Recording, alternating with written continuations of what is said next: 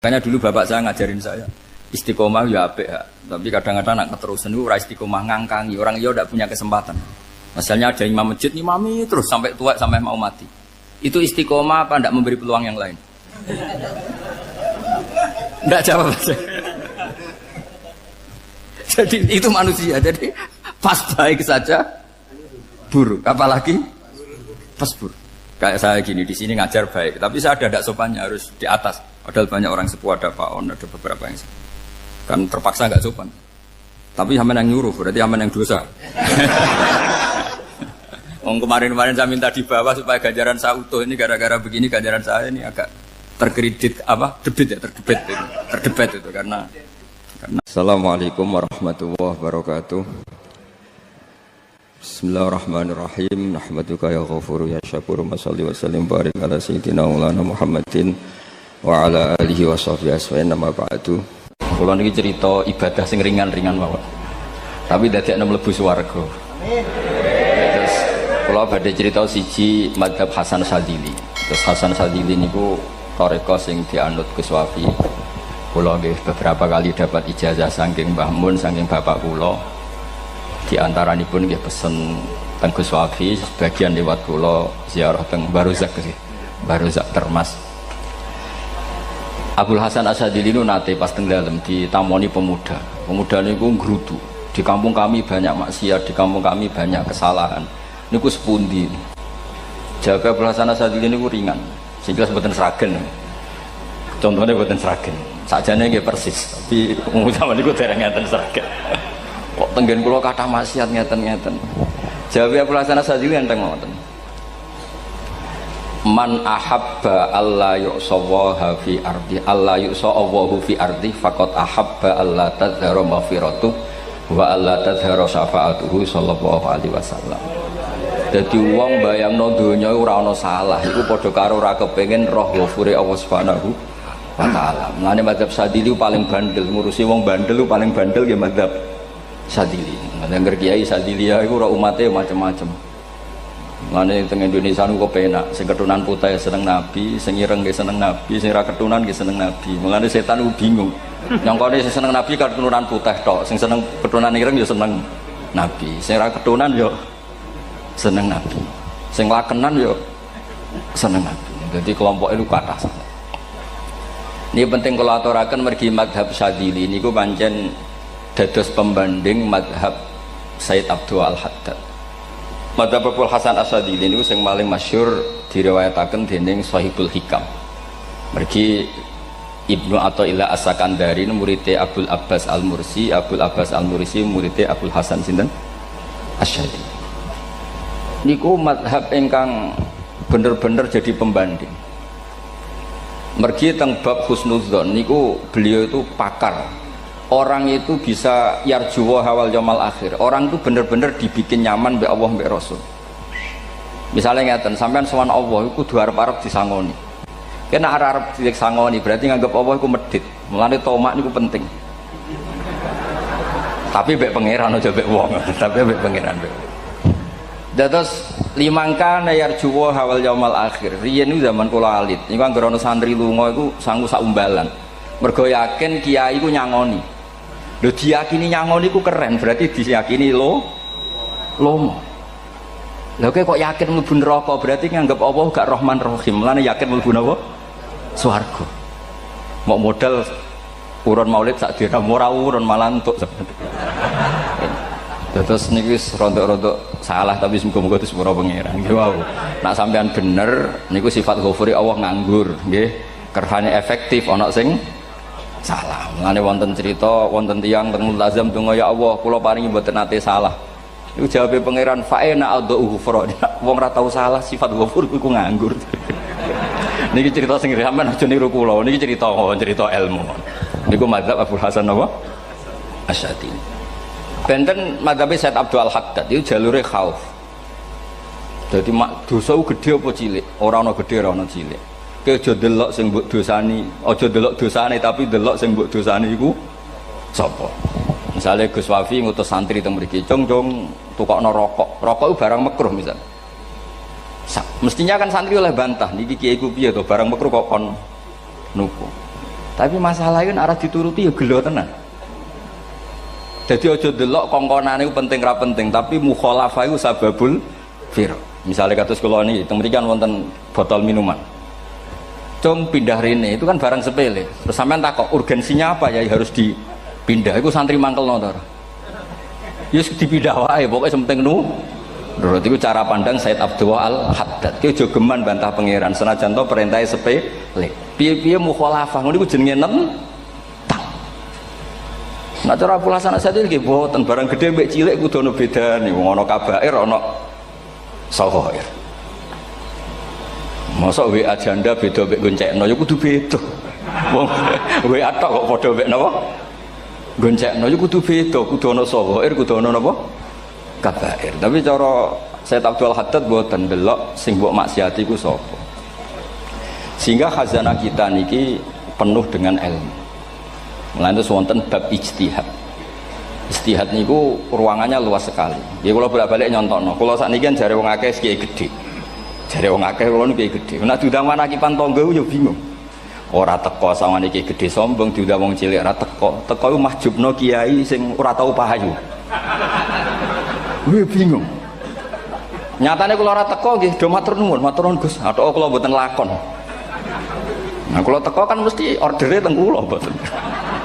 Cara sing tok pitik gedhe nggih kula, salam templek gedhe nggih kula. Berhubung kula ora teko ngresgeni tiyang kathah. Saiki misal wonten takok, kiai gedhe diundang musala cilik kesunatan teko apa makruh teko? Cara ijtihad, cara sampean makruh teko napa kesunat? Kula misale diundang ning Sragen ning musala Penceng. Kula niku sunat teko napa haram teko? Haram ya bener lagi haram ya. Setuju haram. Mergo mahjubno ya haram setuju niku. Itu ijtihad. Ijtihad itu ranahnya itu karena nggak bisa ditebak. Ijtihad itu nggak bisa ditebak. Kalau gak ada cerita kata tentang ijtihad, niki betapa umat Rasulullah umat sing bejo, pilihan-pilihan ijtihadnya dibenarkan. Masyhur tenggene cerita Bani Quraidah. Nabi ngendikan, engkau kue jogeman sholat asar kecuali sampai neng kampung Bani Quraidah. Ternyata kurang 2 kilo atau 3 kilo matahari itu mau terbenam. Sebagian sahabat sholat sebelum sampai Bani Quraidah karena takut sampai Bani Quraidah sudah kodok napa asar. Sebagian tetap sholat di Bani Quraidah meskipun sudah kodok asar. Ketika lapor Nabi semuanya dibenarkan. Semenjak itu ada pintu sing darani pintu napa ijtihad. Mulane kula bolak-balik cerita. Wonten kiai nak tangkok, "Cung kowe ngaji mek sapa? Ngaji kalian tiang niki." Kiaimu tau nangis mboten? Lereni ngaji mek kiai ra iso nangis, berarti atine atos. Nak Abdul Hasan Asadili takok icung kaya ngaji kiai sapa kiai fulan. Tahu guyu mboten nate lereni. Kiai ra iso syukur mbok jeni. Kiai ra iso syukur kok mbok jeni. Karena itu masalah ijtihad. Nggih masalah napa? Ijtihad. Ijtihad itu polanya enggak jelas. Wonten kiai ora gelem mulang wedok nggih kathah. Alasane wedi fitnah. Wong pancen iman pas-pasan wae nembe wong ayu ya bingung. Tapi nak diwalik, nak kira gelem wong mulang wong wedok, terus yang mulang wong fasik, atau aliran sesat, itu ya repot. Kue ngerasa paling gak sesat. Ya sudah seperti itu masalah-masalah apa? Ijtihad. Nah, kalau tak cerita saat ini balik cerita tentang Burda. Burda itu nak ngelem Kanjeng Nabi. Niku pancen diilmoni tenan. Kalau niku Burda berjanji tiba, niku setengah hafal, pancen riyen Mbah kula buyut-buyut kula niku pesene ken apal tiba, apal berjanji, apal Burda. Nggih mboten ngengken ngapal loh, tapi karena sering baca akhirnya hafal. Kalau beri beberapa contoh, ngelem niku nak mboten diilmoni itu kualitasnya tidak bagus, tapi kalau diilmoni itu kualitasnya bagus. Kalau beri contoh begini. Saya itu kalau pidato atau khutbah atau ngaji, apalah terserah istilahnya jenengan atau ceramah. Biasanya kalau seneng istilah ngaji, niku mesti ndak ikuti sing gampang mawon wa ala alihi wa sahbi ajmain. Ajmain itu kalimatun fariqah bainana wa bainas syiah. Fa innana nukrimu jami'as sahabat. Ajmain itu kalimatun fariqah, kalimat pembeda. Kita ahli sunnah wal jamaah akramu jami'as sahabat. Ada kelompok sing akramu sahabian wa ahanu sahabian akhir. Sehingga ajmain itu harus kita baca. Itu karena itu kalimatun fariqah, kalimat pembeda.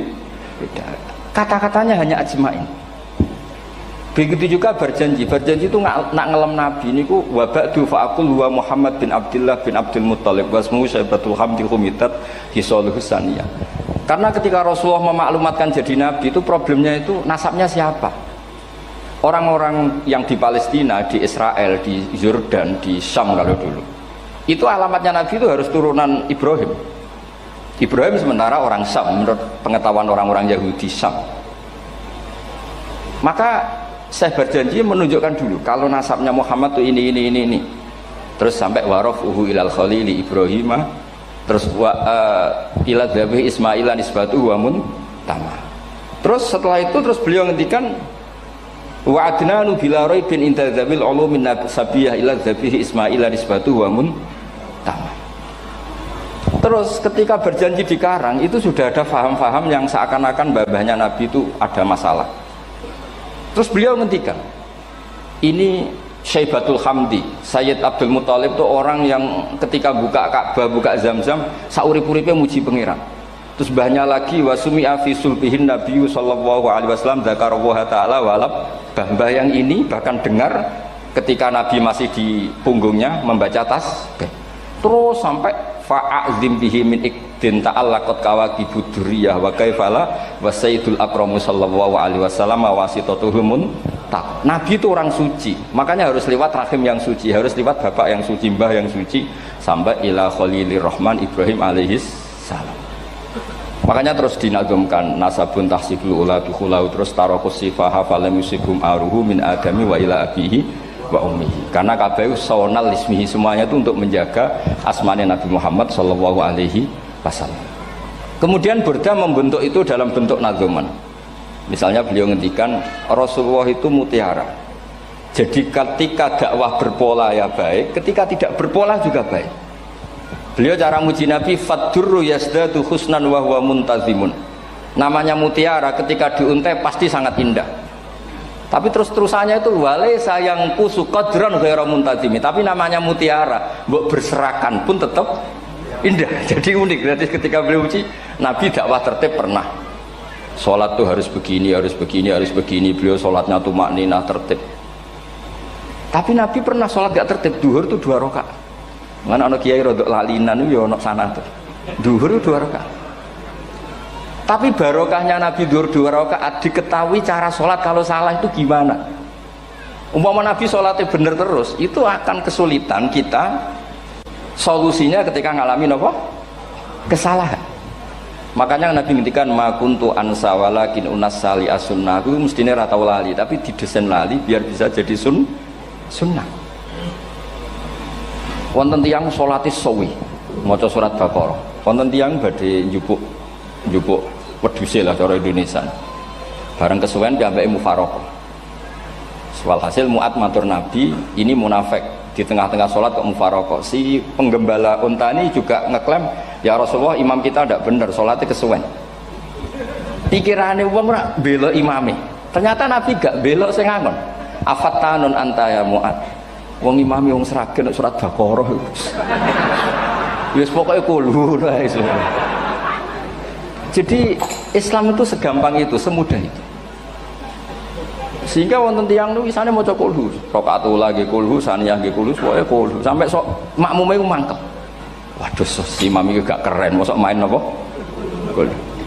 Dilaporno, ya Rasulullah ini imam yang kau tugaskan di kampung kami niku amen maca kulhu, Mam. Ditimbali be Nabi, kenapa kamu baca kulhu terus? Li annaha sifatullah, karena itu sifatnya Allah. Maka saya senang mengulang-ulang sifatnya. Terus kata Nabi, saya barusan dikasih wahyu Allah bahwa Allah mencintai kamu karena kamu mencintai surat Qulhu. Nah ini ijazah yang seragam ini niku mawon. Nanti maca timbang maca idza samsu kuwirat bulet nang tengah. Jajal ampun tak tes sak niki. Kiai paling pinter teng seragam kan maca idza samsu kuwirat di depan umum. Mungkin nak dhewean roh tapi nang ngarepe Habib doa ngarepe Gus Wafi meriang nak muntir. Watang ngoten niku kula ndek kanca niku imame level desa bareng imami teng kecamatan salat Id. Mersiapno surat Tabarakalladzi biyadil mulk. Suwengi diapalo lanyah sampai ambeke hafid. Niku nyatane nggih malah klirune fatal, malah lali ra maca Fatihah. Saking semangate ben ketok imam keren maca surat napa? Tabat. Jadi yo ribet. Jadi yo repot. Terus kula suwun seneng Nabi niku kados senenge para ulama. Niku nak nyipati Nabi niku gampang. Kula niki beto kitab Saraipun Burdah kalian Saraipun Barjanji. Niku kalau ngelem Nabi niku sederhana sebenarnya. Tapi itu yang mengena. Bisa ulang lagi niku sing mengena. Misalnya dawe Imam sing aran Risalah Qusyariyah. Tegene Bukhari ini cerita Bukhari. Nanti semua nabi ketika di akhirat tuh nafsi. Jadi roh prahara kiamat itu pun gak dinyali mau muni nafsi. Nabi ini jek kober ngendikan umat. Ketika semua nabi ku pelo wis ra iso muji pangeran. Nabi Muhammad di depan Allah tesih saged muji. Fa ahmaduhu bimahamida allamani rabbi. Ketika nabi lain sudah tidak punya nyali bilang alhamdulillah, Rasulullah masih punya nyali bilang alhamdulillah. Sehingga fa Muhammadun ahmadu min ghairi. Hampir semua ulama ngendikan ahmadu yang Muhammad itu afal tafdil. Fa Muhammadun ahmadu min ghairi. Ketika nabi lain sudah tidak bisa atau tidak punya nyali memuji Allah, Nabi Muhammad masih berani memuji Allah ketika mahsyar. Karena logikanya begini, kira-kira pikirannya nabi-nabi ini wis kiamat, berarti amal wis ditutup lah, buku wis tutup. Tapi tak pikirannya Nabi Muhammad boten ngoten. Allah itu tidak diganggu oleh apapun, tidak kena atau tunduk sama konstitusi apapun. Sampean ra iso ketemu Allah. Allah ning pun akhirat, jenengan pun boleh macam-macam ning pun tutup buku boten saged. Rahmatnya Allah tidak bisa dibatasi oleh akhirat. Saya ulang lagi, rahmatnya Allah tidak bisa dibatasi oleh akhirat. Makanya Nabi tetap berani mengajukan syafaat meskipun sudah finish, sudah akhirat sudah finish. Sehingga Nabi muji-muji Allah, akhirnya Allah ngendikan ya Muhammad irfa' ra'sak wasal tu'tah wasfa'tu syafa'. Sudah Muhammad, kamu minta apa? Tak kasih. Saatnya beliau minta hak napa? Syafaat, disebut maqamam mahmud. Lan ini kula waos kitab kersane orisinil niki betapa sayangi Rasulullah SAW teng kita. Ketika nabi lain tidak punya nyali kecuali mikir dirinya sendiri, jadi aku punya ngendikan nafsi. Nabi Muhammad kasih gada nyali ngendikan apa umat. Itu bukti bahwa Nabi itu nggak pernah nggak mikir umatnya. Wala sawfa yu'tika rabbuka apa? Fatar. Ini Nabi cek jawab, fa la ardo wa wahidun ummati finnar. Kalau engkau memberi saya sampai saya puas, maka saya tidak puas dan satu dari umatku masih menjadi ahli neraka. Ini kalau waos nak sampean orang nangis kebablas. Ini cerita betapa Rasulullah SAW niki jarang tiang maos niki kula waos kersane tambah mahabbat dengan Rasulullah SAW. Dados niki kula cerita ketika Rasulullah ketemu pangeran teng Sidratil Muntaha niku diredaksekno burdah nggih diredaksekno burdah fakhusta kulla fakharin ghaira mustarakin. Engkau mendapat kehormatan yang tidak tersaingi. Fakhusta kulla fakharin ghaira mustarakin. Jadi engkau mendapat kehormatan yang tidak akan tersaingi. Wajusta kulla maqamin ghaira mustahami. Atau wakhusta kulla maqamin ghaira mustahami. Dan engkau mendapat satu derajat yang enggak mungkin tersaingi. Mustaham itu enggak tersaingi lah. Walhasil ternyata derajat itu apa? Gini ku ketika Rasulullah ketemu Allah Ta'ala teng Sidratil Muntaha niku Sayyidah Aisyah radhiyallahu anha tangklet, ya Rasulullah mal ladzi auha ilaika rabbuk idz qala fa auha ila abdihi ma auha. Qala ya Aisyah aturidina anta alami ma la ya'lamuhu Jibril wala Mikail wala nabiyyun mursalun wala malakun muqarrabun. Nggih Aisyah, bagaimana mungkin kamu tanya sesuatu yang bahkan Jibril itu tidak tahu, Mikail itu tidak tahu, dan semua malaikat yang dekat maupun Nabi yang jadi Rasul semuanya tidak tahu hubungan saya, kedekatan saya dengan Allah membicarakan apa. Niku sing dimaksud burdah kaima tafuza biwaslin ayya mustatarin wonten sing maca ayyi mustatarin anil uyuni wasirrin ayya muktatamin. Jadi Nabi ketika ketemu Allah di Sidratil Muntaha itu ada misteri yang hanya Nabi yang tahu. Nabi niki ibu-ibu harus bangga Sayyidah Aisyah jenenge bojo wanita tangklet. Ambek Nabi itu yang ngeles. Itu rahasia yang Jibril saja tidak tahu, Mikail saja tidak tahu, masa kamu tanya? Niki khase wong putri ini. Ya Aisyah, as'aluka bi Abi Bakrin ila ma a'lam tani. Gimana cara Jawa tak kadak nomor tuamu nak gak gelem cerita. Terus kunane kuno niku nggih wong wedok niku saged ngancam niku. Jadi kamane wis ngancam. Aku lapor bapakku, aku juga mulai sampean rada bojo kabare. Ya rada ribet jenengan ngadepi wong wedok niku rada ribet. Terus faqala akhirnya Nabi cerita, tapi ya tentu tidak semuanya diceritakan. Inni lama kuntu qaba qausaini qultu Allahumma innaka adzabta al umam ba'duhum bil hijar wa ba'duhum bil masih. Oh ya, ini halaman 63 62 teng kitab Hasyiatul Bajuri alal Burdah. Ya, kitab Hasyiatul Bajuri alal Burdah. Ya Allah, Engkau menyiksa umat-umat sebelum umat saya, sebagian bil hijar wa ba'duhum bil masih wa ba'duhum bil khasfi. Fama anta fa'ilun bi ummati, lalu yang akan kau lakukan untuk umatku itu apa? Reputasi jenengan sama orang-orang yang durhaka itu selalu menyiksa. Ada yang pakai batu, yang dilikuifaksi, ada yang pakai ini. Mosok umatnya kekasih jenengan podo ngoten. Berarti Nabi ku mun nego lah, nego supaya gak sama. Faqala unzilu alaihimur rahmah min ananis sama wa ubaddilu sayiatihim hasanat. Ndak, saya ndak seperti itu dengan umatmu. Waman sa'alani a'taituhu waman tawakkala saterusé. Terus wa fid dunya asturu alal usad wa fil akhirah usyaffi'u kafihim. Orang-orang yang masih maksiat di dunia tak kasih hak tobat, dan nanti di akhirat tak kasih hak syafaat. Engkau tak kasih hak syafaat. Mulane ini penting dingertosi, bilih ukuran Nabi baik itu gampang nak sampean ngaji ngangge ilmu. Syafaati li ahlil kabair min ummati, sok syafaatku kanggo ngomong sing salah akeh. Wong Nabi ku ra melok dosa kok mikir nyafaati, nak rapi-apike wong ra mungkin. Wong sing dosa iku sampean, sing salah sampean, sing mikir solusine Kanjeng Nabi. Lho wong kok apikane ngono iku gak mungkin ta wong. Wong sing salah iku sampean, sing diutang yang sampean, sing kasus yo sampean, sing mikir Kanjeng. Nah itu cara ulama ngelem Kanjeng Nabi. Mulane khodam tuhu bimadihin astaqilu bihi dzunuba umrim madha fi syi'ri wal khodami. Dadi aku ngelem Nabi iku sebagai bentuk ngelem sing ndadekno dosaku ben disepuro pangeran. Misalnya kita suka Alphard, muji Alphard, suka Innova, muji Innova, suka kebun, muji kebun. Sing ribet ku nak suka hewan, seneng kucing ngamen ngelem kucing. Lho bareng ngelem Kanjeng Nabi kok ora iso. Lane jare Burdah, aku iku ngelem apa tau iso, mosok aku ora tau ngelem Kanjeng Nabi. Makanya terus beliau hidupnya, kemampuan syairnya didedikasikan hanya nggo ngelem Kanjeng Nabi Muhammad sallallahu alaihi wasallam. Makanya terus ngendikan wa huli kholasi khaira multazim. Saya dedikasikan kecerdasan saya untuk ngelem Kanjeng dan Nabi, dan itu solusi terbaik. Lalu nak ngelem Kanjeng Nabi kadang kebablasan, sampai dikritik banyak ulama karena kebablasan. Gini masyhur beliau ngendikan wala yadi ka Rasulullah jahu kabi idzal karimu tajalla bismi muntaqimi. Wonten naskah sing tahalla, duka wau teng mriki diwaos napa tahalla napa tajalla keburi. Tahalla ya. Wonten naskah tahalla wonten tajalla. Artosipun ngeten. Ya Allah, nabimu ini engkau gelari nabi yang ar-raufur rahim, sebagaimana yang sering disebut Habib Ali Al-Habsyi. Jika nabimu itu ar-raufur rahim, maka ketika engkau mau menyiksa saya dengan atas nama engkau al-muntaqim, zat yang tukang nyiksa, yang menyiksa, maka gelar engkau kepada nabi yang ar-raufur rahim itu kamu kemanakan?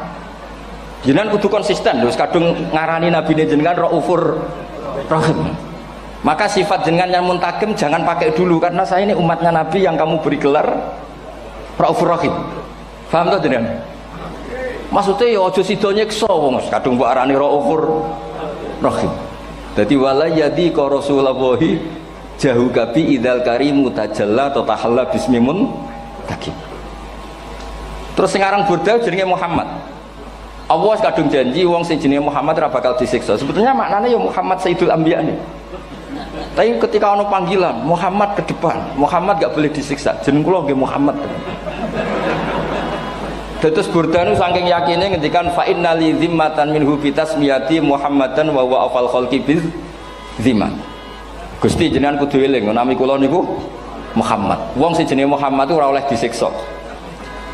Padahal maksudnya ora oleh disiksa kan Kanjeng Nabi Muhammad, tapi piyambake namine Muhammad. Terus ngendikan malih in ati dzamban fama ahdi bimuntaqidi minan nabi wala habli bimun sorim. Gusti kula pun iman mbek jenengan. Iman itu nilainya tertinggi. Jenenge iman nilai tertinggi, maka iman nggak bisa dibatalkan hanya karena saya salah. Berarti pangeran kok diruwayu, dipeksa, kudu ngakoni nek dene umat Rasulullah sallallahu alaihi wasallam dan in ati lamun nekane ingsun dampan ing dosa. Fama ahdi bimuntaqidin, maka perjanjian saya dengan engkau tidak boleh dibatalkan.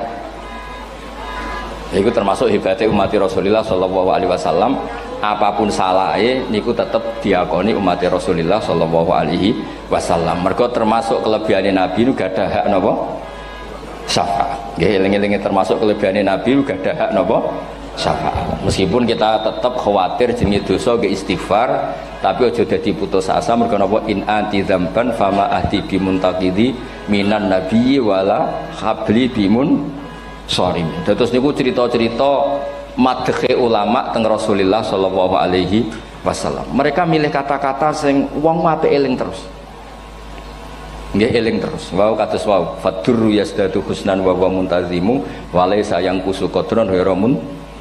Jadi dulu tuh pernah ada faham-faham sing cara zahiri hadis iku abai nabi itu seperti ini cara zahiri hadis. Tapi ahli sunnah wal jamaah terus dipendapat bapake nabi babe nabi ku min ahlil jannah. Mergo apa? Wa kaifala wa sayyidul akramu sallallahu alaihi wasallam wasitatul muntaqah. Nabi itu orang suci, pasti lewat rahim-rahim yang suci. Minal aslabi thahira ilal arhamiz zakiyatil fakhira. Itu logika yang dibangun.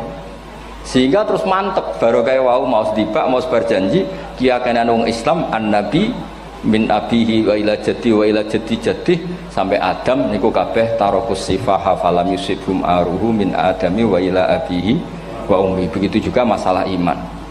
Soal misalnya ada pertanyaan ilmiah, lalu Ibrahim gimana? Karena nanya Azar itu kafir. Zaman ada Nur Rasulullah sallallahu alaihi wasallam, Azar belum kafir. Setelah intikal ke Ibrahim baru Azar kafir. Atau ada yang menjawab istilah abun di situ itu majaz. Sebetulnya Azar bukan bapak kandung tapi apa? Paman. Selalu ada jawaban ilmiah dari ulama-ulama ahli sunnah wal jamaah. Tapi kalau pesen teng jenengan sementing niku mau dibak berjanji napa bodan ada 1-2 bait yang jenengan tahu maknanya. Sehingga nanti kualitas mahabbah kita, kualitas kecintaan kita pada Rasulullah sallallahu alaihi wasallam niku tambah. Misalnya ngeten kula kan nekuni tafsir ya. Ada ayat rubama yawaddul ladzina kafaru law kanu muslimin. Niku hampir semua mufassir konsensus sepakat jeng ben nek wong Islam mlebu neraka. Niku sampean kudu ndonga nek mlebu neraka muga-muga jejer wong kafir sing kecangkeman. Niku dinyek.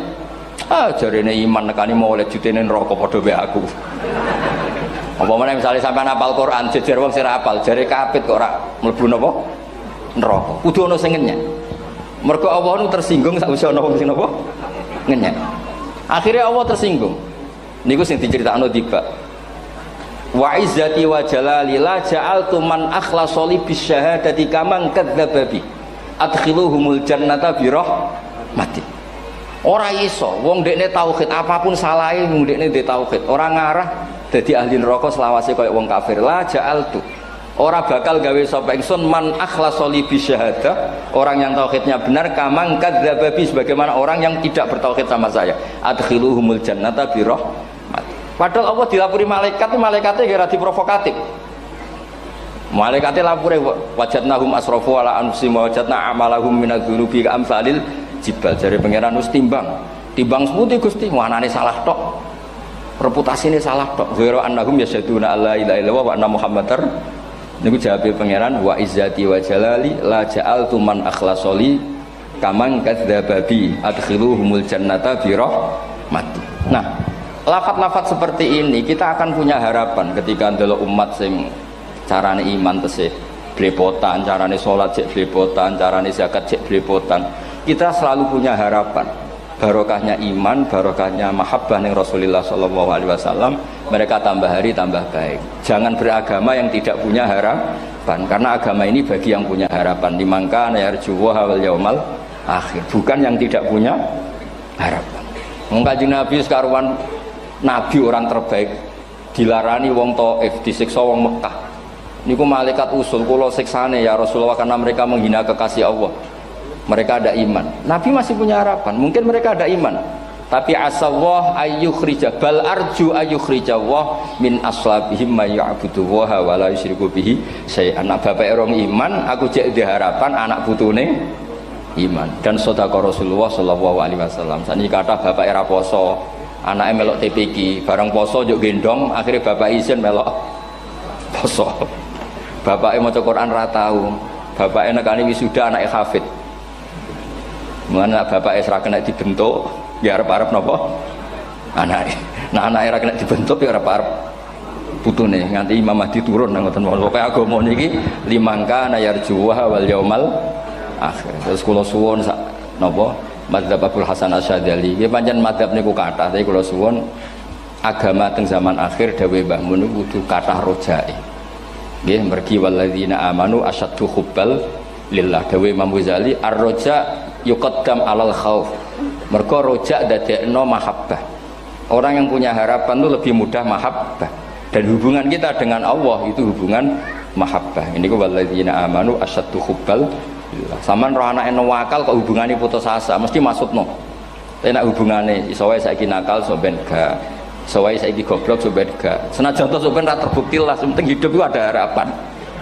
Guys, penting hidup itu napa? Ada harapan. Kata ulama ngendikan afdhalul ibadah intizarul farad. Apa-apa ibadah selalu punya napa? Harapan. Terus Indonesia yang seperti ini kita berharap akan lebih baik, akan lebih baik. Wong cilik kula niku sing jilbaban mau keluarga ketok. Saniki kathah tiyang napa? Jilbaban. Cilik kula tiyang salat di masjid nggih mboten serame sekarang. Sampeyan ra iso grutu, tapi salat tok tapi atine ngene-ngene. Wah ya ribet nak ngoten sampeyan nyoal ideal nggih ribet. Pira-pira gelem napa? Pira-pira purun napa? Salat purun teng masjid. Sampeyan ndak usah memaksa ideal, wong kita ndak pernah napa? Ideal. Terus kula suwun cerita-cerita teng tiba teng berjanji bahwa Nabi sahibus syafa'ah. Nabi nu tiyang sing peduline napa ummati. Jadi ketika Nabi lain mboten gadah nyali ngadepi hisab, ngene iku do muni nafsi, Nabi tesih gadah nyali mikir umate ngendikan mati. Carane apa? Muji pangeran bima hamida allamani ha rabbi. Lane dawuh iki teng ulama-ulama dawuh fa Muhammadun ahmadu min ghairi. Makanya summiya Muhammadan mergo li annahu satu wasammihi idza wada'atihi Muhammadan li annahu satu madun apa? Uqbah wa summiya Ahmad li annahu ahmadu min ghairi. Ini hampir semua ulama ngendikan ketika teng mahsyar semuanya Nabi gak punya nyali untuk matur minta sama Allah. Mergo wis kiamat berarti wis finis. Nabi tesih gak ada pikiran Allah itu tidak terhalangi oleh kiamat. Allah tidak terhalangi oleh akhirat. Allah tidak bisa dihalangi apapun. Sehingga Nabi tetap wani njaluk pangeran. Berarti mujine Nabi ku lebih top karena tahu Allah itu tidak terbatasi. Nah karena Allah tidak terbatasi, podo-podo Allah wapian, wis tak jaluk kanggo umatku sing mati alat tauhid.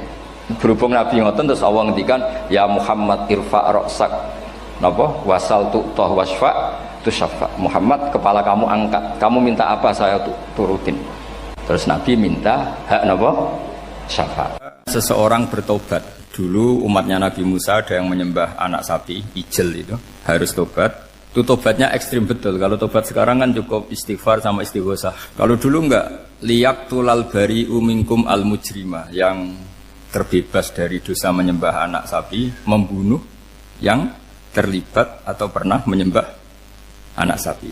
Makanya ayatnya apa? Fatubu ila bariikum faqtulu anfusakum. Ya, jadi orang-orang yang pernah menyembah anak sapi itu tobatnya apa? Faqtulu anfusakum. Sebab itu semua ulama berkewajiban menerangkan nasa mansuh. Sampai Sayyidina Ali suatu saat ada mubalek atau ustadz itu ngajar di masjid, ditanya, kamu tahu nasa mansuh enggak? Enggak tahu. Terus kata Sayyidina Ali, berhenti jadi mubalek, lisensinya dicopot. Dicopot, kemudian halakta wa ahlakta, kamu rusak juga merusak. Kenapa demikian? Logikanya begini, semua nabi itu kan panutan. Saya ulang lagi ya, semua nabi itu panutan. Tapi kalau kamu tidak tahu nasaman, so jangan-jangan kamu ikut nabi sebelum kamu, yang nasahnya itu syariatnya sudah apa? Mansukhoh, sudah di nasah. Itu kayak kasus Sunda Wiwitan. itu gak mau punya Nabi Muhammad karena kurang keren, kurang sepuh. Nabinya langsung Nabi Adam. Resikonya adalah beberapa aliran sesat itu, aliran yang kurang benar itu, zaman Nabi Adam kawinan otomatis sama saudaranya. Lalu masa sekarang kita membolehkan kawin sama apa? Kalau sama Nabi Adam mau tidak mau. Karena yang cowoknya ya bin Adam, putrinya binti Adam.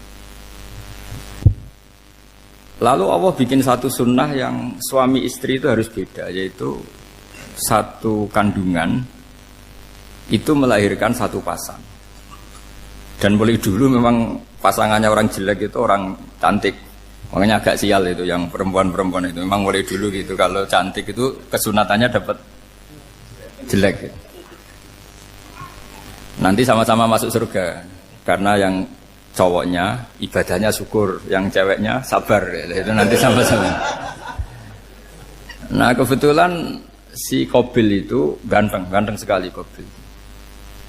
Berpasangan dengan Labuda itu jelek gembrot, pokoknya tidak cantik. Enggak lah, kebalik. Qabil itu berpasangan sama Iklimah. Jadi Qabil ganteng, punya adik kandung namanya Iklimah itu cantik sekali. Yang Habil itu rapati apa? Berarti yang Habil apa? Ya dapati ganteng, berbarengan dengan Labuda juga dapati cantik. Nah karena tadi ya berarti Qabil bareng siapa? Iklimah, Habil, Labuda. Maka untuk kawin ini nggak boleh satu kandungan. Jadi dulu karena nggak ada perbedaan ibu bapak, mau tidak mau beda. Yang penting beda. Yaitu akhirnya apa? Qabil dapat Labuda, yang Habil dapat Iklimah karena beda kandungan. Itu sudah cukup. Nah, akhirnya kan nggak terima si Qabil. Masa orang ganteng dapat orang jelek. Jadi mulai dulu itu maunya orang ganteng ya dapat orang cantik, nggak terima. Tapi Allah ngatur seperti itu. Akhirnya terjadi percekcokan. Nah, dulu itu semuanya itu religius, sehingga ukuran percekcokannya masih religi, yaitu ya gini saja, kita ngadakan kurban, yang diterima itu ya menang. Ya ternyata dalam kompetisi itu yang menang siapa? Habil. Akhirnya Habil jadi menikahi siapa? Iklimah. Kalau sekarang kompetisinya kan siapa paling kaya ya menang, lebih gampang. Nah kemudian bayangkan misalnya, ya saya ini menerangkan asa mansuh. Kita semua sering ngomong, sering berkoar-koar, sering menyarankan atau mewajibkan para nabi itu panutan dalam semua perilakunya. Ternyata ada beberapa perilaku yang sudah dinasah atau dihapus ketentuannya oleh syariatnya Rasulullah Shallallahu Alaihi Wasallam. Maka mengenali asa mansuh itu keharusan dalam ulumul Quran. Ya. Makanya Allah mengatakan apa? Manansah min ayatin aw nunsiha pasti na'ti bi khairim minha aw misli. Jadi saya nerangkan nasah masuk itu dua sesi. Satu sesi antar nabi, dua di internal syariatnya apa? Nah, sekali saja hari ini tok, sudah setelah itu anggap pinter sudah. Kalau sudah jangan tanya lagi. Nah, ada beberapa lagi syariat yang masalah metode. Dulu Nabi Nuh itu dibolehkan oleh Allah saking mangkelnya sama orang kafir. Saya ulang lagi, orang kafir itu kan biadab sekali, nempat buminya Allah, makan rezekinya Allah, kemudian mengkafirkan Allah. Pikirannya Nabi Nuh, orang biadab gini nggak layak hidup, itu pikirannya Nabi Nuh. Kalau dia pakai militer, tidak punya militer, ya pakai langit akhirnya. Pakai kekuatan langit, beliau berdoa, Rabbi la tazar alal ardi minal kafirina dayyar. Innaka intazarhum yudillu ibadaka wala yalidu illa fajirong kafar. Ya Allah, mereka ini orang-orang kafir. Padahal pakai bumi engkau, pakai rezeki engkau. Matikan semua saja. Jangan sisakan satu pun. Karena kalau masih sisa, nanti anak turunnya ya gitu. Gennya gendo ya pasti melahirkan gendo. Gen. Wala yalidu illa fajirong kafar. Kalau kamu sisakan pasti melahirkan generasi gendo lagi, kafir lagi. Dituruti sama Allah. Kecuali orang 80 yang ikut Nabi Nuh. Nah, orang 80 yang ikut Nabi Nuh ini selamat karena iman. Maka generasi yang sekarang ini termasuk saya semua ini semuanya turunan orang iman. Maka kita ini punya dua status. Satu, Allah kadang manggil kita ya Bani Adam karena faktanya kita turunan Nabi apa? Adam. Panggilan kedua adalah zurriyataman hamalna ma'nu. Orang-orang sekarang itu pasti turunan orang yang ikut perahunya Nabi Nuh. Jadi nasab kita ini sudah steril, sudah tidak ada nasab lewat kafir karena yang kafir sudah habis. Semua orang sekarang itu turunan Nabi Nuh, yaitu disebut apa? Dzurriyyataman hamal nama. Yaitu sekitar orang 80. Nah, oleh Allah Subhanahu wa taala syariat seperti ini pernah dituruti, yaitu akhirnya mereka mati semua kecuali orang 80 yang mukmin. Tapi uniknya Allah apa? Era Rasulullah sallallahu alaihi wasallam, nabi kita Nabi Muhammad itu diutus rahmatan lil alamin. Ketika Nabi didustakan, diusir, disakiti, malaikat gunung, beberapa malaikat sing ahli adab spesial eksekutor lah kira-kira gitu. Muhammad, kamu bilang saja ke saya, kalau kamu ingin orang-orang Mekah bujal CS, saya hancurkan. Tapi apa kata Nabi? Saya berharap kalau mereka belum iman, anak cucunya iman. Karena bagaimanapun sperma ya atau calon bayi atau calon keturunan itu kan ada fi aslabir rijal atau fi zuhurir rijal.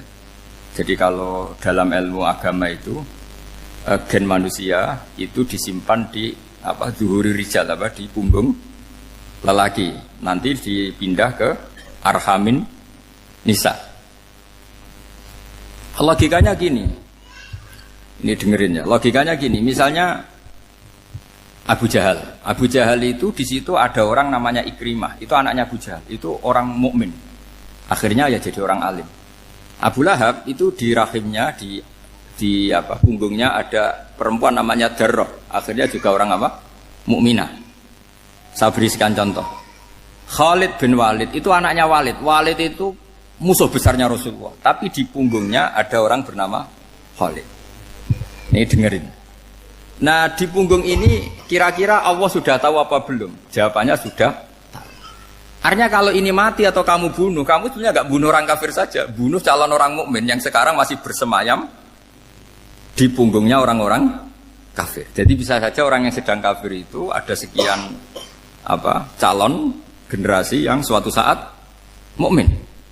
Itu syariat yang diajarkan ke Rasulullah Shallallahu Alaihi Wasallam. Karena kasofnya Nabi, kasof itu satu kondisi di mana seorang Nabi itu dipertontonkan sesuatu yang nggak kelihatan. Itu dalam bahasa Arab kasof atau mukasyafa. Nabi dipertontonkan ternyata banyak orang kafir yang di punggungnya itu ada calon generasi mukmin atau muslim. Akhirnya Nabi nggak berani. Jangan bunuh. Mungkin bapaknya ada iman tapi anaknya iman. Betul, Abu Jahal punya anak Ikrimah, Abu Lahab punya anak Darroh, Walid punya anak siapa? Khalid. Itu mirip seperti kita, bapak era sholat, anak ETPK sholat, akhirnya bapaknya katut sholat. Banyak enggak di Indonesia, bapaknya tidak bisa baca Quran, anaknya hafid.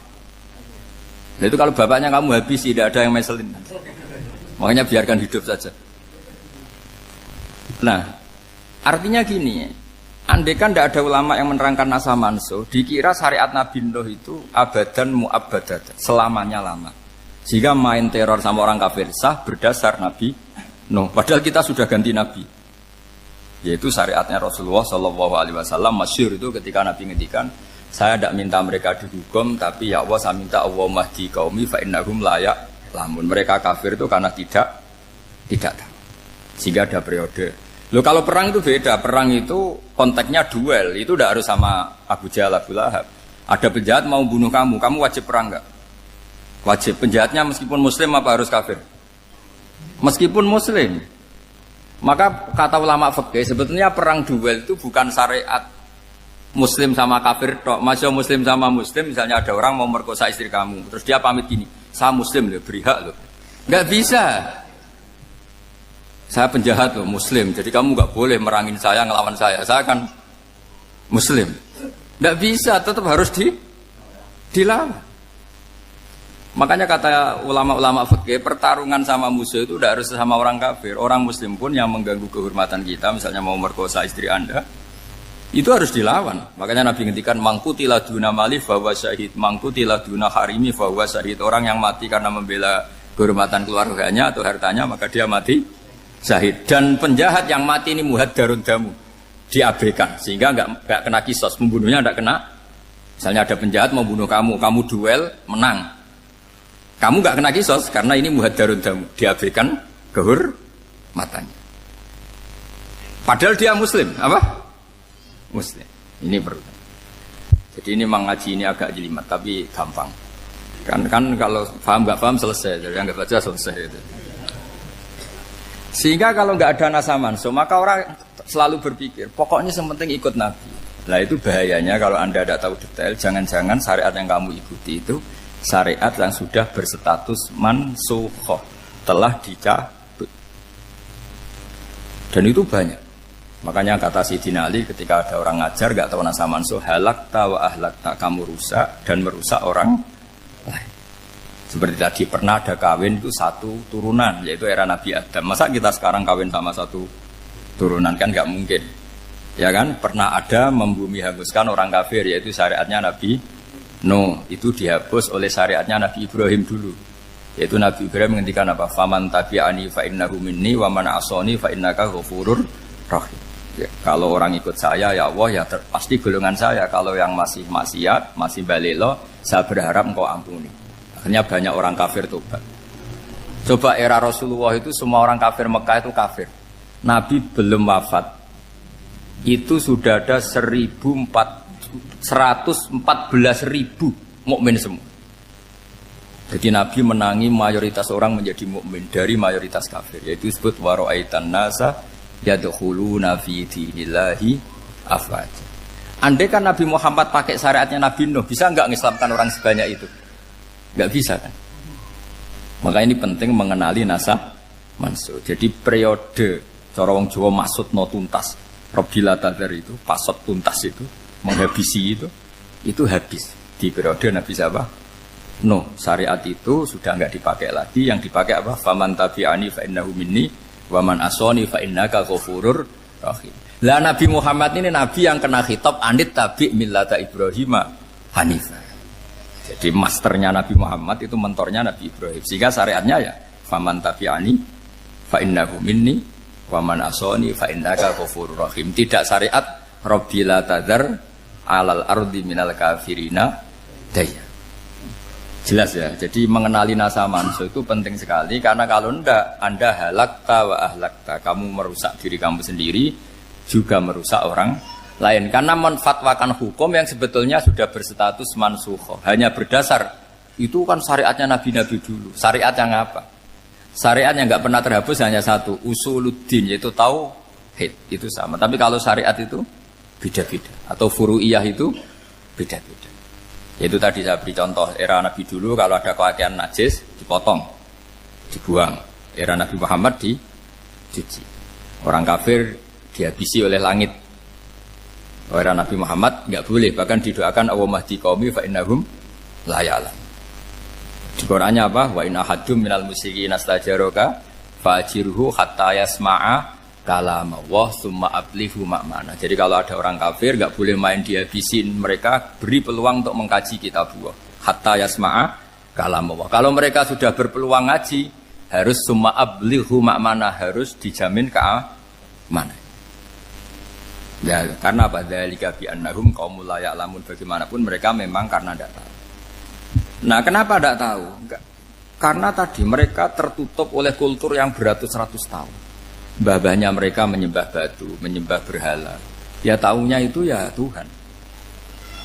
Bagaimana Anda bisa menjelaskan sesuatu yang sudah beratus-ratus tahun, kan tidak gampang. Maka ada periode dimaklumi. Apa? Kalau era sampean kan, mosok waktu disembah saking gobloknya orang. Kamu lahir kan sudah nyembah Allah, tidak nyembah batu. Bayangkan kalau kamu jadi mereka. Wong perut kamu saja disuruh makan pizza sakit kok, karena saking lamanya makan sambal kan gitu. Kamu bilang perempuan Indonesia saja cantik kok, saking lamanya jadi orang Indonesia. Padahal orang Indonesia tanyakan orang Eropa, cantiknya di mana? Kamu lahir di Afrika, bilang orang Afrika itu cantik, tanyakan orang Eropa, cantiknya di mana? Hitam gitu kok.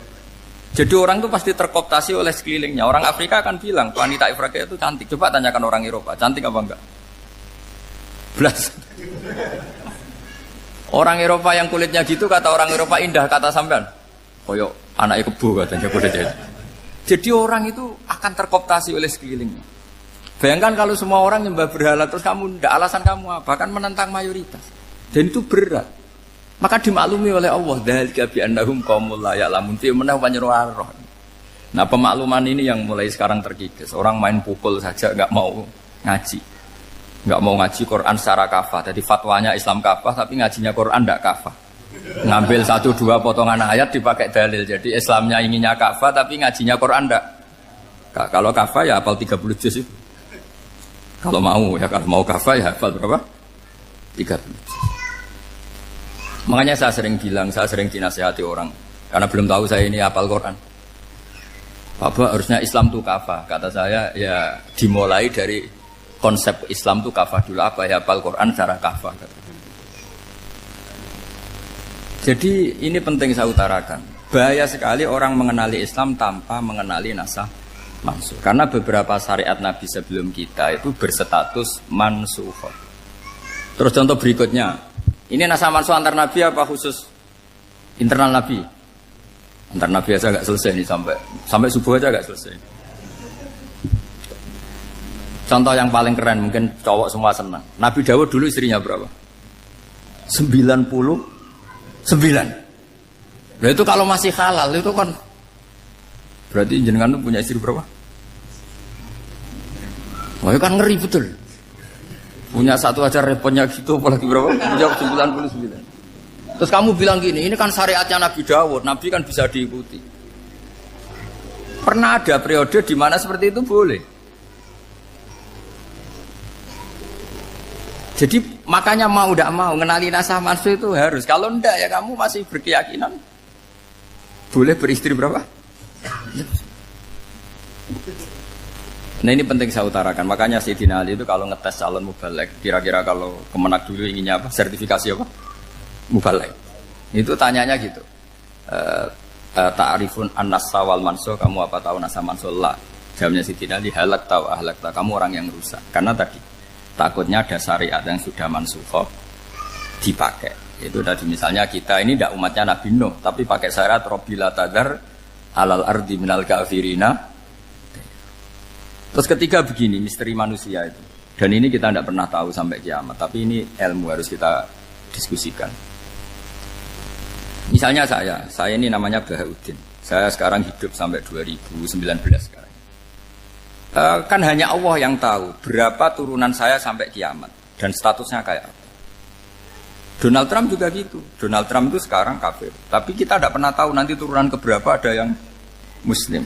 Lah turunan yang calon Muslim ini diletakkan di mana kita tidak tahu. Yang jelas kalau kamu bunuh itu katut itu. Artinya gini, logika membiarkan orang kafir itu ya ada logikanya. Gitu. Logika membunuh karena mereka mau membunuh kita ya ada logika fikihnya, karena kalau kita ada membunuh dibunuh. Makanya semuanya hukum ini terus bergantung al-hukmu yaduru ma'ilatihi wujudan wajib. Di sini terus dipertemukan. Makanya semua nabi itu kalau yang namanya membunuh pasti pas perang saja, karena ini kondisi yang memang pilihannya hanya dua, kalau nggak dibunuh ya membunuh. Ada duel lah. Maka ini butuh kajian fikih dan orang nggak boleh subjektif dalam hal ini. Saya ulang lagi, tidak boleh subjektif. Karena tadi, orang yang kamu katakan sekarang misalnya Zaid, kamu itu bodoh sekali. Kenapa bodoh? Nggak hafal Quran, nggak pernah kuliah, nggak pernah ngaji. Ternyata Zaid ini bersemayam calon anak yang alim alama hafal Quran. Namanya Umar, tapi masih jadi sperma. Suatu saat Zaid itu punya anak alim alama. Kan banyak orang nggak bisa baca Quran punya anak hafid. Banyak nggak di Indonesia? Banyak nggak petani yang punya anak dekan? Petani punya anak dekan. Yang dekan punya anak naik kelas saja susahnya bukan main. Banyak kan? Nah ketika dibalik nanti ada dekan punya anak goblok, yang petani punya anak dekan pinter mana? Kita tidak pernah tahu. Makanya ini kan ya sudah, kalau nggak pernah tahu ya bilang saja wallahu alam, kan selesai. Daripada keminter keliru kan ada wallahu alam.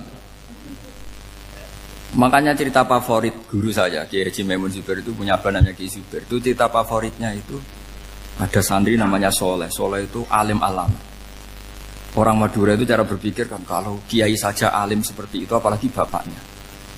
Pas bapaknya main ke pondok, santrinya ada ribuan. Bapaknya main ke pondok itu, sholat itu ya gak bener, gak sesuai sunnah Rasul lah kira-kira gitu. Sudah sholat itu gak bener, apa-apa gak bener. Masih ditakwil sama santri Madura, karena orang Madura itu kultus. Mungkin khilaf itu satu khusus, pokoknya perlakuan khusus. Suatu saat saking bodohnya orang itu, kenceng tuh pinggir musola. Wah ini gak bisa ditakwil lagi, akhirnya gak bisa ditakwil tuh Wah ini sudah agak bener ini, bener. Singkat cerita santri tadi gak kuat matur ke kiainya, Pak Yai, jenengan sealim itu kok bapaknya segoblok itu. Kenapa? Ya, dia kencing pinggir musola. Oh bapak saya itu pinter sekali. Kok bisa? Karena beliau yang memutuskan saya mondok sampai saya jadi alim alama seperti ini. Yang bodoh itu mbah saya. Yang bodoh itu mbah saya.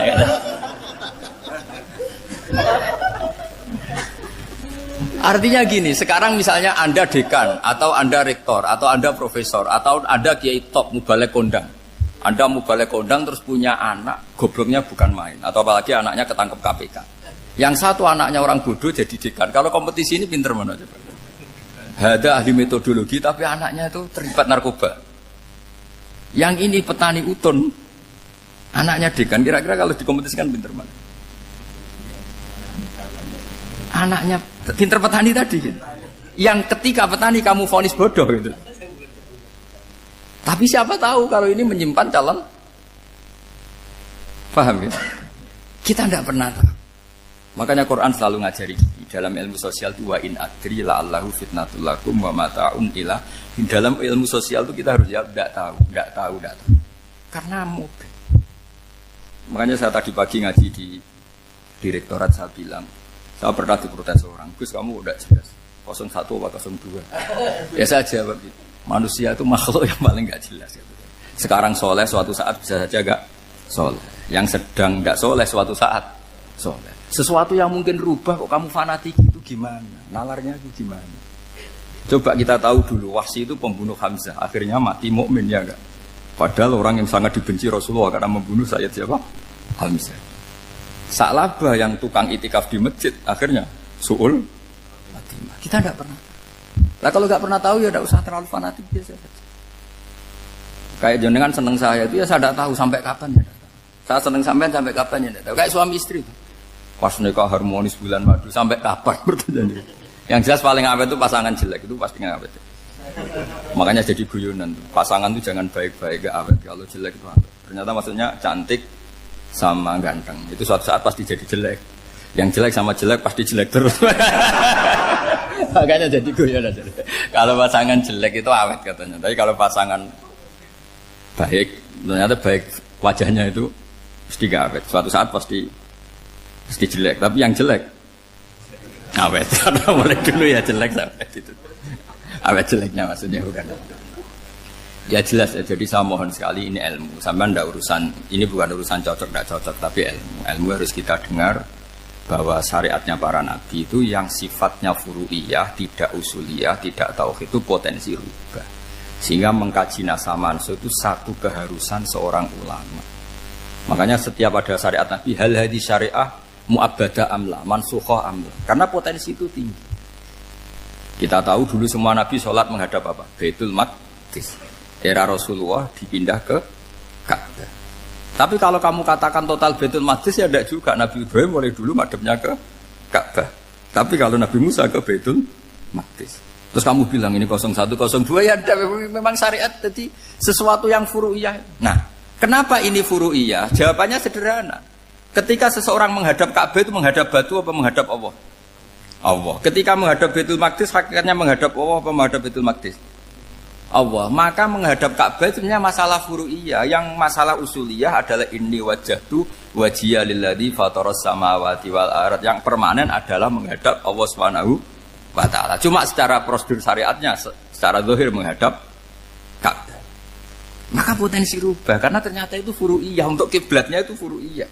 Yang permanen adalah menghadap ke Allah Subhanahu wa taala. Ini penting ya. Jadi terus sekarang masih antar nabi apa di internal nabi? Ini sudah mau selesai waktunya, sudah habis ini. Internal. Ini sudah selesai, ini sudah pas ini. Mohon Pak Andi. Wah. Jam ini sudah. Sampai mana tadi? Diteruskan apa enggak? Sudah ya, sudah kayaknya sudah.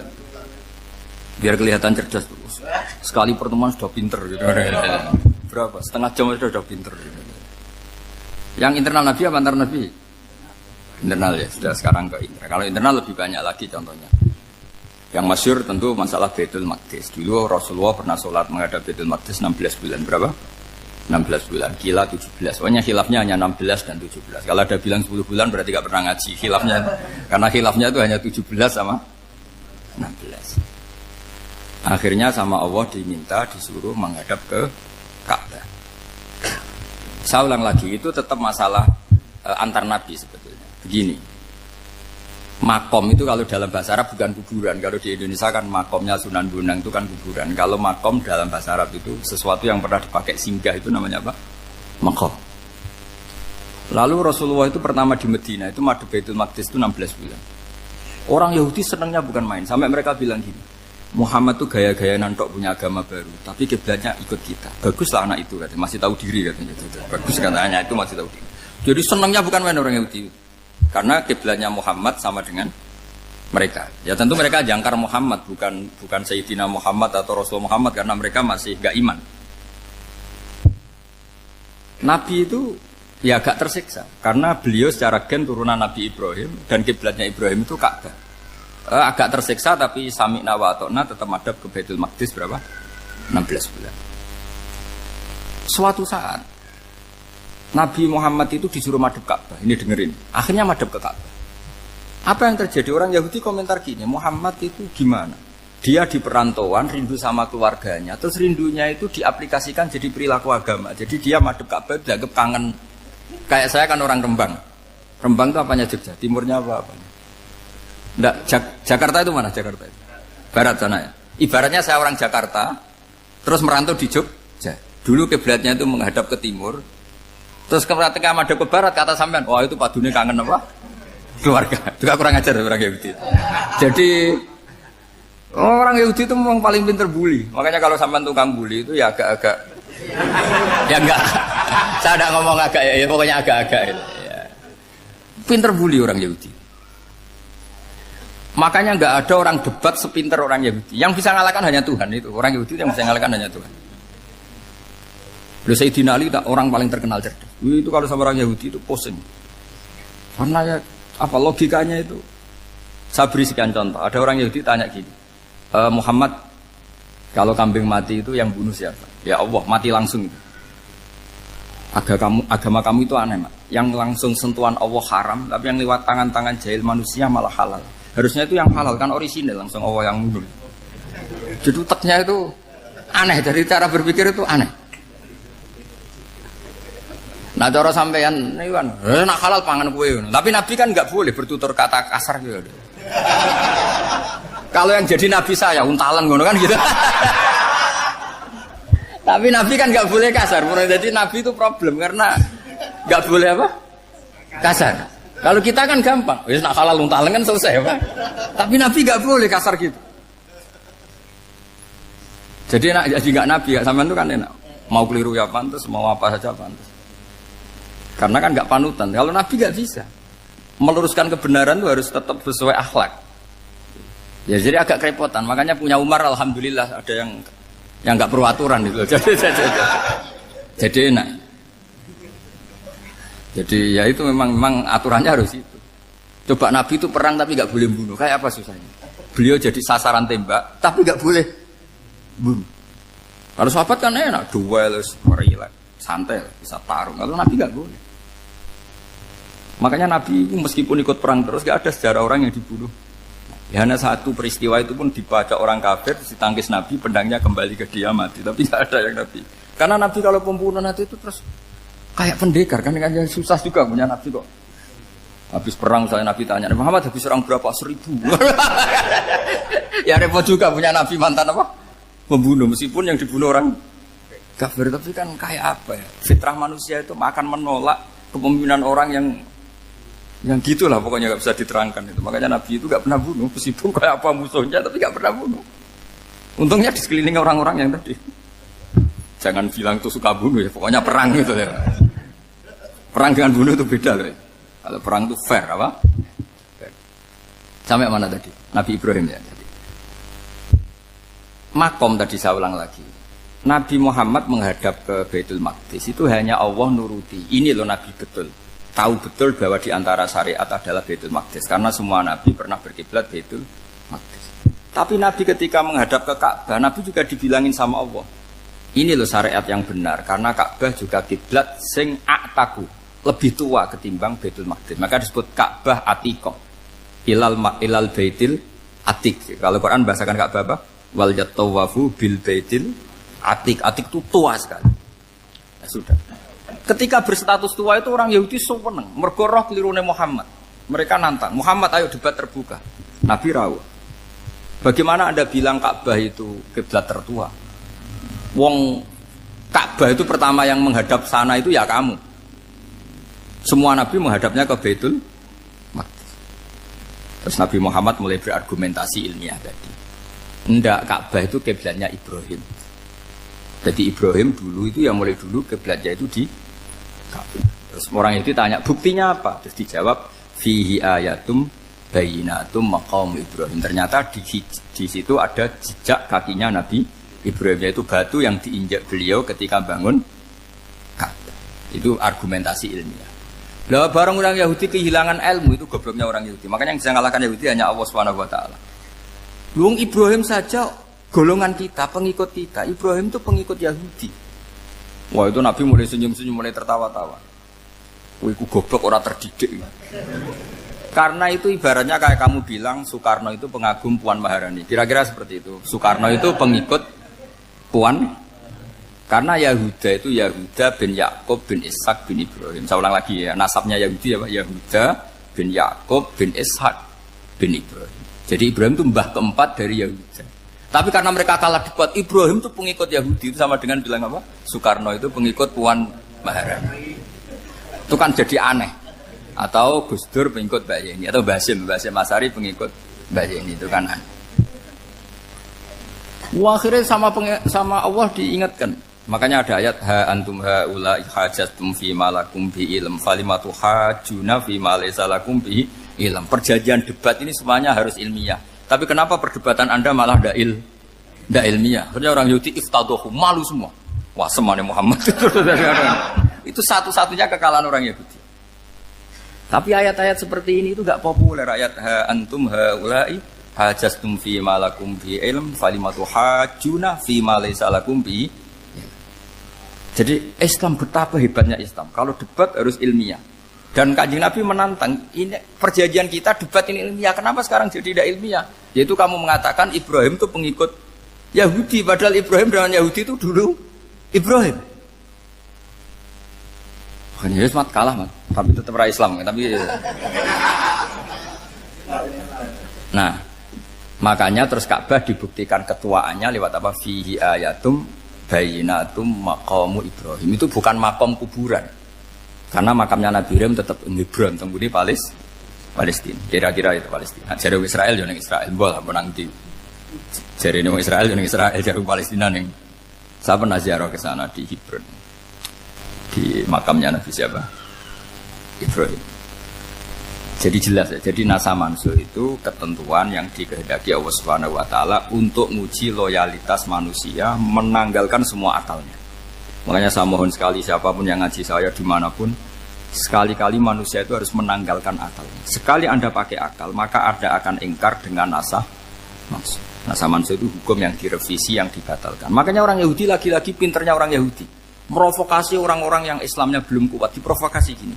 Ungzuru ila Muhammadin tahayyara fi din yukhillu yauman wa yuharrimu ukhra. Lihat itu Muhammad, dia kebingungan cara beragama. Kadang bilang A, besok bilang B. Jadi nasa mansub dianggap satu bentuk kebingungan. Gak kurang ajar tapi. Wah, akhirnya sebagian orang yang murtad. Makanya nasa mansub itu satu peristiwa yang menjadikan banyak orang murtad. Karena diprovokasi orang Yahudi bahwa itu bentuk kebingungan Muhammad. Akhirnya terus saya qulu sufaha minan nasi ma wallahum angqiblati mulati kanu aliyah. Nah, kelirunya orang Yahudi adalah ternyata nasah mansuh yang dipilih Rasulullah itu semuanya ada di Taurat dan Injil. Termasuk di Taurat dan Injil disifati dan Nabi sholli ilal qiblatin, bahwa Nabi ini akan bersolat dengan dua kiblat. Makanya tetap ditantang. Qul fa'tu bit Taurati fatluha in kuntum shadiqin. Kalau kamu tidak percaya bahwa saya ini orisinal, ayo bareng-bareng mengkaji Taurat. Tapi mereka tidak siap mengkaji Taurat. Karena Taurat semuanya mendukung Rasulullah Muhammad SAW. Fatluha in kuntum shadiqin. Makanya ini penting sekali ngaji. Jadi perdebatan itu macam-macam. Dan itu pinternya orang Yahudi. Ungzuru ila Muhammadin tahayyara fi dini. Yukhillu yawman wa yuharrimu ukhra. Ini penting sekali. Makanya nasa mansu itu uji loyalitas. Itu Imam Malik kalau mencontohkan ke Imam Syafi'i. Saya berisikan contoh fikih. Ini saya melanggar waktu. Ini sudah berapa? Saya yang tidak mengesahkan diri saya. Ya misalnya ini ya, ini kertas saya bawa ya, ini kertas saya bawa. Terus ini tak kasih uang misalnya, uang 100.000. Atau kalau contoh Imam Syafi'i dulu dididik Imam Malik begini. Ya Syafi'i kalau kamu punya 2 budak, 2 pembantu, kalau dulu kan masih ada budak, 2 pembantu lah kira-kira. Seneng mana, yang cerdas sama yang goblok? Seneng yang cerdas. Kalau yang nurut sama yang bantahan, seneng yang nurut. Lah yang nurut itu yang goblok. Makanya tinggal dibalik saja. Kamu tak beda ya. Seneng mana punya istri yang cerdas apa yang goblok? Coba jawab. Atau ibu-ibu mbak-mbak ini, seneng mana punya suami yang cerdas atau yang goblok? Kalau cerdas gak bisa diakali. Tapi goblok nurut tapi ya kadang sini-sini kan di sini. Nah, itu kan antar manusia. Masalahnya kita menghadapi Allah Subhanahu wa taala yang semua kita pasti bodoh. Kita menghadapi Allah Subhanahu wa taala yang semuanya kita pasti bodoh. Allah jelas ngendikan wa kanal insanu dzaluman jauhlah. Manusia itu banyak dolimnya. Dolim itu sifat mubalaghah. Kalau orang dolim sekali dolim, kalau sering zalum, kalau jahil biasa jahil, kalau banget jahili jahul. Bahasa Arab kan gitu memang. Ghafir pengampun biasa, kalau ghafur selalu mengampuni. Syakir, makanya sifatnya Allah Ta'ala ikut wazan fa'ul semua. Ghafur, syakur, atau diikutkan wazan fa'al. Kalau goblok biasa jahil, goblok banget jahal kan itu. Kafir biasa kafir, kalau kafir banget kafar. Ya, jadi wazan balaghah itu bisa fa'al, bisa fa'ul ya. Kafirin, kafar atau kafur. Paham ya? Malah kok malah ngaji nahwu. Ya tapi ini memang perangkatnya ya. Ini kan perang mau tidak mau. Makanya misalnya Allah tidak suka kulla kafarin banget kafir ya, Pak.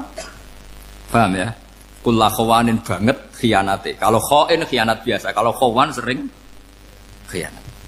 Lah manusia itu kata Allah apa? Zaluman. Wis banget dolime, banget bodoh. Itu kalau yang ngarang hikam mencontohkan tuh gini. Manusia itu pas bener saja salah, apalagi pas salah. Jadi manusia itu kata Imam yang ngarang hikam itu man itu kanat mahasinhu masawiyah fakih fala takunu masawihi masawiyah. Ketika baik saja buruk, apalagi ketika buruk. Coba kalau ada orang dermawan sama teman-temannya, tanyakan istrinya. Duit dihambur-hambur, disekno kanca ngalono bojo. Mesti gitu. Teman yang sering silaturahim ke teman-temannya, kata temannya baik, senang silaturahim, tanyakan istrinya. Oh, meninggali wong. Jadi manusia pas baik saja ada buruknya. Apalagi pas buruk. Makanya dulu bapak saya ngajarin saya istiqomah ya apik ya. Tapi kadang-kadang nak keterusan itu ora istiqomah ngangkangi orang dia tidak punya kesempatan. Misalnya ada imam masjid ngimami terus sampai tua sampai mau mati. Itu istiqomah apa tidak memberi peluang yang lain?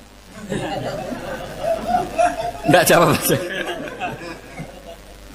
Jadi itu manusia. Jadi pas baik saja buruk. Apalagi pas buruk. Kayak saya gini di sini ngajar baik, tapi saya ada sopannya harus di atas. Padahal banyak orang sepuh, ada Pak On, ada beberapa yang kan terpaksa nggak sopan. Tapi sampean yang nyuruh, berarti sampean yang dosa. Kemarin-kemarin saya minta di bawah supaya ganjaran saya utuh. Ini gara-gara begini ganjaran saya ini agak terkredit apa? Terdebat itu karena itu. Saya teruskan. Jadi manusia itu punya sisi itu karena manusia itu dzalum dan apa jahil. Wa kanal insanu dzaluman. Problemnya ini ngadepi Allah yang selalu pinter, yang kita selalu bodoh. Misalnya gini, kamu ditanya Allah. Ini contohnya Imam Malik. Ikla hadi sokhra fa inna tahtaha dhahaban. Coba bongkahan batu itu kamu angkat, di bawahnya ada emas. Lalu budak yang pinter berlogika. Oh disuruh buka itu karena ada emas toh. Berlogika. Kalau budak yang goblok enggak, ya disuruh ya diangkat saja. Ada emas apa enggak karena perintah ya diangkat. Yang satu nurut karena perintah, yang satu nurut karena ada emas, ada sesuatu. Logikanya suatu saat Tuhan tuh hanya bilang gini tok. Ikla hadis sokhroh, batu itu angkat. Yang nurut, yang goblok permanen tadi, kan langsung ngangkat. Yang pinter, ini ada apa lagi Gusti kok harus diangkat? Ya gak ada apa-apa, nyuruh saja kata Allah gitu. Oh ada bisa, sesuatu harus ada alasannya. Itu kira-kira mangkel loh agak. Oh mangkel. Nah, logikanya manusia seperti itu. Makanya dua murid pinter, di rakyat pinter, presiden ya susah mesti demo. Goblok ya susah di sini uang. Ini kan nggak ada pilihan. Memang manusia itu nggak ada pilihan. Nah sekarang masalahnya gini di fikih ini, saya kembali lagi ke fikih.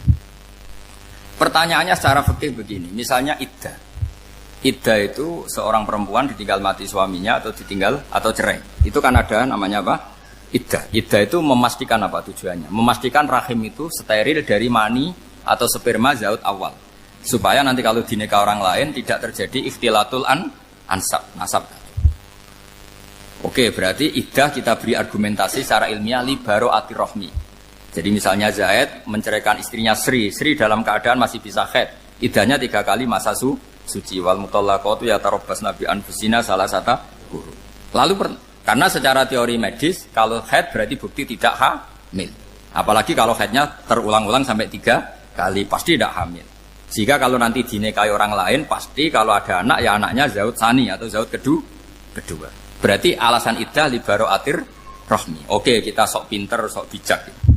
Pertanyaannya adalah sekarang sudah baru 1 bulan suaminya di Malaysia nggak pernah ngumpuli. Dicek di medis juga berbukti tidak hamil. Apakah boleh tanpa iddah?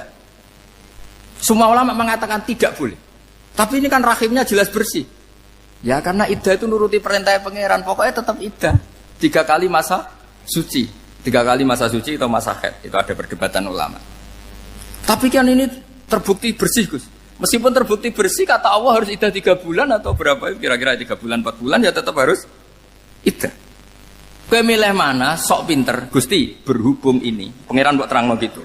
Berhubung. Jadi Tuhan apa mbok wari? Berhubung Gusti. Ini jelas steril dari sperma zaut awal. Enggak usah iddah Gusti.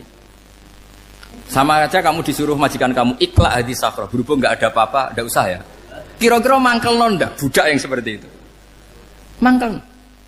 Maka dibutuhkan kebodohan dalam beragama. Betul itu memang. Makanya Nabi itu unik. Pernah bilang itu gini. Aksaru ahlil jannah al-buhu. Aki-aki penduduk swarga itu al-buhu. Wong goblok-goblok. Maksudnya goblok yang jenis ini. Bukan goblok betulan. Maksudnya goblok jenis ini itu ya tetap pinter. Tapi pinternya dibuang. Pura-pura goblok demi sami'na. Jadi saya misalnya kok pinter dan goblok tadi sekaligus. Pinter dan goblok. Ya bah ikla hadis sokhra fa inna tahta hadaban. Tak angkat karena saya tahu di bawah ada emas. Tapi di hati saya sajane ya mergo perintah. Suatu saat kok disuruh Allah ikla hadis sokhra, perintah ya tak angkat. Ya sudah. Jadi ya pinter ya goblok. Saya tahu namanya perintahnya Allah pasti ada hikmahnya. Hikmahnya iddah adalah li baro'atir rohmi. Tapi hikmahnya jadi kawula adalah nurut perintah Allah, cek tahu alasannya maupun tidak. Lah di sini ada illatul hukmi untuk membangun kecerdasan, tapi ada loyalitas untuk membangun ubudi. Ya, bahwa kita ini kawula roh tetap loyal. Makanya tadi pagi saya cerita Sayyidina Umar. Sayyidina Umar kayak apa cerdasnya? Tapi tetap ubudi ya. Yaitu Rasulullah SAW sering dibully orang kafir. Muhammad itu gaya-gaya nantok. Wong ora oleh nyembah berhala, ora oleh nyembah watu, jebule ini nyembah Hajar Aswad. Karena dilihat dari jauh kan tetap nyium Hajar Aswad. Coba kalau kamu lihat dari jauh, kamu sujud dari jauh kan kayak sujud sama batu. Makanya Sayyidina Umar karena orang kafir masih cara berpikir gitu, tiap nyium Hajar Aswad itu komentar gedumel. Alim tu annaka hajarun la tadurru wa la tanfa. Walau la anni ra'aitu Rasulullah qabbalaka ma qabbal. Aku roh nak watu, ya ramandoroti ramanfaati. Kalau saja saya tidak melihat Nabi nyium kamu, saya tidak sudi nyium kamu. Jadi tidak berdoa, doa mustajab itu tidak berutuh. Karena apa? Umar tahu ini masalah secara tauhid. Kalau saya doa depan Hajar Aswad nanti dikira syirik. Karena berdoa di depan batu. Tapi kalau saya tidak nyium, nyulayani sunnah Rasul, yaitu nyium Hajar, wis tengah-tengah, nyium sambil gerutu. Itu sudah kompromi. Ya nyium tapi gerutu. Kayak apa? Makanya ya dia cerdas tapi ya goblok tadi ya cerdas Itu uniknya Rasulullah. Jadi muji orang pintar ya sudah langit. Tapi Nabi pernah dalam satu hadis mengatakan aksaru ahlil jannah al-bulbu. Aki-aki penduduk swarga itu orang bodoh. Artinya orang bodoh itu bukan bodoh betulan. Kan? Dia meninggalkan akalnya demi loyalitas ubudiyah. Nah, untuk menutup sesi ini terakhir betul, tak tutup setelah ini selesai. Untuk menutup itu bukti begini, perang Badar itu perang yang nggak mungkin dimenangkan umat Islam karena orang kafir itu 1000 dengan pasukan full dengan peralatan perang full. Rasulullah itu tahun kedua Hijriah itu pasukannya hanya 313. Itu pun pedang itu untuk orang 5 itu hanya ada pedang 1. Jadi kalau mau dibaca orang sih kang nilai pedangnya aku. Itu kan nggak kebayang perang dalam keadaan seperti itu. Jadi mesti kalah, orang kok mungkin kalah mesti. Tapi Nabi tetap bilang saya ini disuruh Allah perang, ya harus berangkat. Yaitu perang Badar. Kata para sahabat, ya Rasulullah ini nggak masuk akal, sudah nggak usah perang ini nggak masuk akal, mau setor nyawa. Sudah gitu dadaan, nggak ada persiapan. Lucunya apa? Sahabat itu ketika Nabi tetap berangkat. La akhrujanna walau waqti. Nabi menginginkan saya tetap berangkat meskipun sendi. Setelah Nabi berangkat sekian meter, tuh sahabat ikut semua. Kata Nabi, lah kamu kok ikut? Ya ikut saja. Kata kamu mesti kalah. Ya anggap saja setor nyawa. Demi loyalitas pada jenengan. Itu makanya nggak ada periode sebaik periode sahabat. Tapi yang gerutunya jalan. Karena gerutu ini bawaan ilmiah. Makanya kita loyal sama presiden. Tapi yang nggak cocok ya gerutunya jalan. Tapi bawaan mencintai Indonesia tetap jaga stabilitas. Itu bawaan cinta Indonesia, bukan cinta pejabatnya kadang. Gerutunya jalan, tapi bawaan loyal sama Indonesia tetap mengaku. Bawaan loyal sama Rasulullah tetap ikut perang, bawaan akal karena nggak masuk akal ya gerutu. Dan itu uniknya Quran itu mengapresiasi itu dan dianggap nggak masalah. Saya bacakan ayatnya. Kama akhrajaka rabbuka min baitika bil haqq wa inna fariqam minal mu'minina lakarihun yujadilunaka fil haqqi ba'dama tabayyana ka'annama yusaquna ilal mauti wa hum yanzurun. Peristiwa Badar ada peristiwa kamu itu keluar untuk perang. Sahabat kamu ngikuti, tapi mereka lakarihun, enggak senang sebetulnya. Karena enggak masuk akal. Ya geremeng tapi ya derek. Yujadilunaka fil haqq, mereka mendebat kamu dalam kebenaran. Jadi ya Rasulullah wong perang karuan kalah jenengan lakoni alasane nopo? Lah kok melok? Ya saya harus ikut jenengan Nabi. Itu unik. Kalau orang sekarang mana mau, kalau gak masuk akal gak mau melakukan. Coba misalnya istri kamu belajarnya dikurangi, anggap saja petualangan latihan hidup di masa lalu, gak mau. Padahal petualangan itu hal yang indah. Petualangan itu kan hal yang indah, kan gak mau. Oh ngirit ayo alasan. Tapi lucunya kalau dijak camping bermiskin-miskin di hutan mau. Karena karpe dhewe, tapi tak suami yang ngongkon. Ayolah seminggu ini kita model miskin, anggap saja petualangan masa lalu. Enggak mau. Karena pinter, apa? Coba kalau bodoh. Ya ngono ya rapopo Mas. Tapi resikonya nak bodoh, pas kamu sakit ya dibiarin. Karena dia melihat sakit kan biasa, namanya manusia. Jadi makanya ini pilihannya susah, hidup itu masih susah makanya ini. Jadi uniknya Quran gitu. Quran itu membolehkan psikologi manusia. Makanya Allah ngendikan kutiba alaikumul qital wa huwa kurhul lakum. Ya saya tahu kamu tidak suka perang. Allah yang ngakui bahwa kurhul enggak apa-apa. Tapi ketidaksenangan kita harus dilawan demi mengikuti Allah dan misalnya perempuan Allah juga gitu. Wa ashiruhunna bil ma'ruf. Gauli istri kamu muamalah secara baik. Kata Allah fa in karihtumuhunna fasa antakrahu syai'a wa ja'alallahu fi khairam katsira. Mungkin ada watak yang kamu tidak suka, tapi di situ ada kebaikan. Allah ngaku yang namanya suami mesti ada watak yang enggak suka dari istrinya.